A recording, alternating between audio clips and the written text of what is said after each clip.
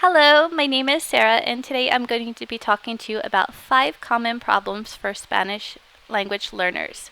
The biggest problem by far is learning how to conjugate verbs in Spanish. In English, we don't change the verb that much in the present tense. Let's take the verb talk, for example. In English, you would conjugate it: I talk, you talk, he, she, it talks, we talk, and they talk. As you can see, there are 5 conjugations, but the verb is only going to change one time. We add an S to the third person singular: he, she, or it talks. On the other hand, in Spanish, the verb is going to change 5 times. The verb for talk in Spanish is called hablar. So the conjugation goes: yo hablo, tú hablas, él, ella, usted habla, nosotros hablamos, and ellos, ellas, ustedes hablan. 5 different conjugations just for one verb in the present tense. The second biggest problem is the lack of pronouns in Spanish. Because each verb is conjugated differently based on the person, you will notice that as you start listening to real Spanish being used in context, that speakers do not use I, you, we, they when they speak.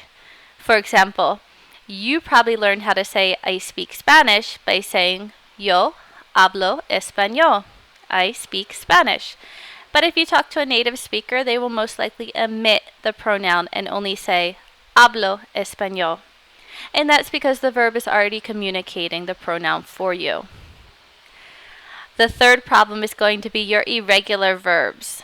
Most of the verbs that are most common in Spanish that you're going to be using on a daily basis are irregular. They do not follow the same conjugation patterns as regular verbs. For example, ser and estar both mean to be. Tener is to have, and ir is to go. The only way to tackle this problem is to just memorize the conjugations. The fourth biggest issue is phonetics. There are some different sounds in Spanish that you're going to have to get used to. The biggest ones are vowels.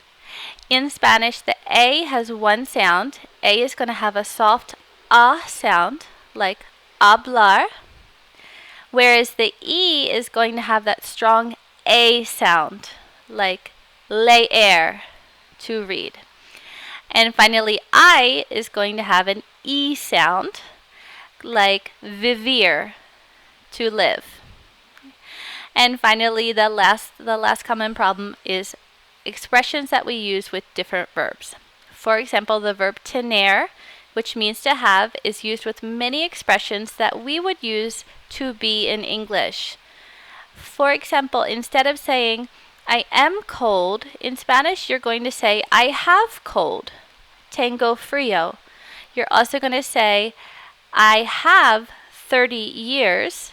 Tengo 30 años when you talk about your age, and so on and so forth. I hope that this helped you and answered some of your questions about some of the common problems for new Spanish learners. Adios!